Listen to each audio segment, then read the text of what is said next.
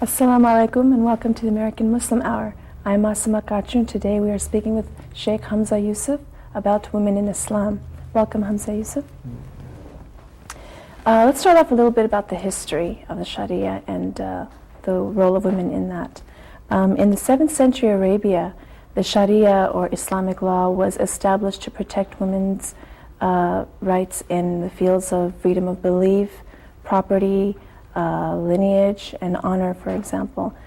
If that was its purpose, why today is Islam seen as oppressive to women? Bismillah ar-Rahman ar-Rahim. I would say first and foremost that the Sharia is not something that came in the 7th century. The principles upon which the Sharia is based came in the 7th century, but the actual sacred law of Islam is a human endeavor. It took about 300 years to formulate, and much of it is based on humans' attempt at understanding revelation. And so you have always, when you're dealing with religious tradition, you are dealing with human attempts at understanding God's intent through a book or a revelation, like the Christians attempting to understand what God intended for them through the Bible. The Muslims have the same historical situation in attempting to understand what God intended for them through the Quran.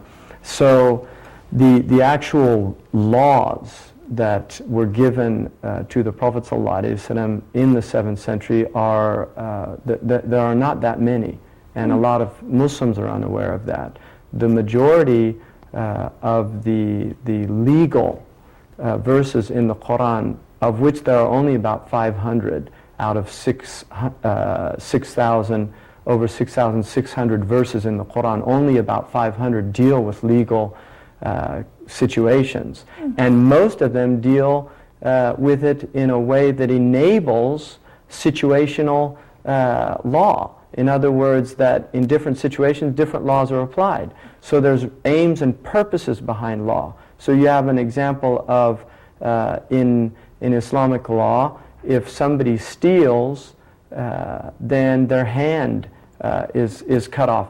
Now, people think that sounds barbaric, but the reality of it is that law only applies with certain types of theft.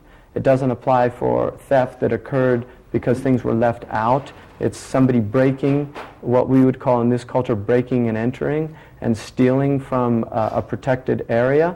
And then it's only under certain situations. So Umar ibn al-Khattab, who's the second caliph of Islam, he suspended that law during a drought and a famine period, because he said people were forced to steal in order to feed their families. And therefore the aim and purpose of the law was no longer being served in applying the law.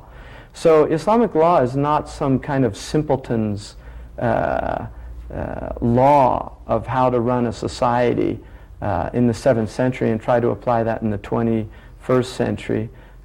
It's a very complex and sophisticated legal system, and it's based on rigorous principles that were laid down in the Quran, and there are certain legal issues that deal with women's rights. And at the time, they were considered extremely radical. Now, in this quote-unquote enlightened period of time, the Christians didn't give property rights to their women until the 19th century. And that's a historical fact. In England, the women were constantly deprived of property and wealth, because even second or third born sons, because in the English legal system in the 19th century, it was the firstborn who inherited all the property of the, and from Islam's point of view, that's unjust. So in Islam, 1400 years ago, women were given inheritance laws. And people say, well, what about a woman who only inherits half? Because the Quran says that a male gets twice as much as a female. That was specifically in one instant. There are other inheritance instances where women inherit and male relatives don't, or women actually get more than the men. But in one specific instance, which is when there's a son and a daughter. That would be a case where the son took twice as much as the daughter, and the reason for that, the wisdom behind it, is that a woman's wealth in Islam is discretionary. Her wealth, she can use it in whatever way she wants, whereas a man's wealth is there's responsibilities related to it. He has to support his parents if they're old and unable to support themselves. He has to support any female relatives that don't have male support.